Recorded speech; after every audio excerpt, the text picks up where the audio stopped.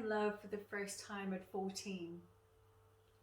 It wasn't with Jacob Saperstein, although that would have made my mother burst with happiness, pride, and a home-cooked meal of sweet noodle kugel and potato latkes. No, my first love was Rochester, the object of Jane Eyre's undying passion. Maybe I felt an affinity with her since we were both named Jane. Maybe that affinity stemmed from the fact that she was always described as a plain-featured girl, and I always felt exceptionally plain-featured. Whatever the reason, at the ripe old age of 14, I fell for James Rochester. I thought he was everything a man should be. Older, sophisticated, mysterious, passionate, and most of all, tortured. I mean, come on, love shouldn't be easy. I spent the next 10 years of my life looking for Rochester. I met Tom. He was my American lit professor. He was older, he was sophisticated, but he didn't even register on the tortured scale. Tom was more the Scotch pipe and leather-bound book variety. No problem too big not to be solved with a quiet night reading in the study. Boring. Next I met Saul. Now Saul was tortured. It wasn't the moody, broody Rochester type of tortured though. No, Saul was a weeper. He cried at everything. Cute kids, lonely old people, lost puppies. Sure, I could get behind that, but it didn't stop there. He cried at restaurants when the specials were sold out. He cried in the park if it started to rain. He cried at movies, and I'm not talking terms of endearment. I'm talking Jaws. He cried when he forgot his wallet, lost a contact, broke a shoelace. We dated for 4 years.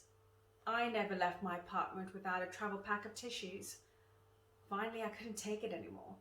I broke up with him. He cried. After Saul was Asher. Asher. Older, check. Sophisticated, check. Mysterious, check. Passionate, check, check, check. Asher was hitting on all 4 cylinders. We were together for 6 months and 2 days. We spent the 6 months in bed. Seriously, I had to quit my job. We were only out of bed for 2 days, the day we met and the day he left. I'm still not sure what happened. Maybe passion like that can't sustain itself. Maybe we should have talked more, tried to connect on a level other than the physical. Open our hearts out to each other, learn each other's last names. Oh well. It was good while it lasted. After Asher disappeared, I was ready to get serious. I was 10 years older, I still hadn't found my Rochester. Desperate times and all that, I went online. You know, one of those dating apps. I filled out my profile, wanted, dark, strong, stern man with a Byronic temperament and a reckless passion. Careful what you wish for. Then through the magic of the World Wide Web, my Rochester appeared in the form of Stephen.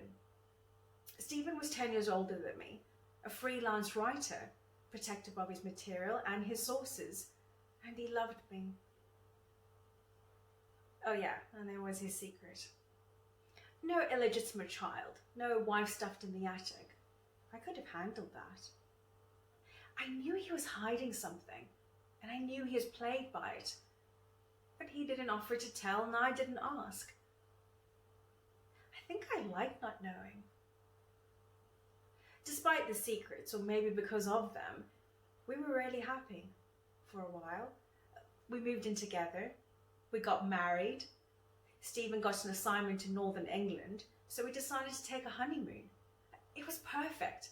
I could see my Rochester in his natural habitat. We'd been there for 3 days. We were coming back from the pub. We had a few too many. We were laughing and stumbling our way back to the cottage. He tripped on a cobblestone. I laughed and said, "You're a bad drunk."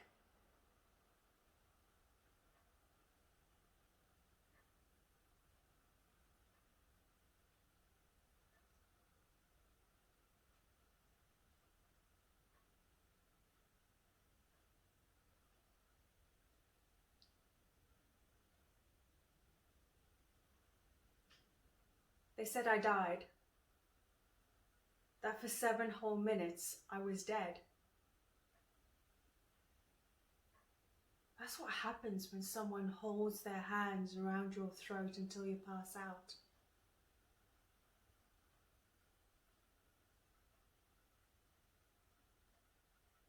The divorce went through uncontested. We never saw each other again. I stopped looking for Rochester. I started coming to book club. When Carla suggested Jane Eyre, my breath caught in my throat. But then I exhaled.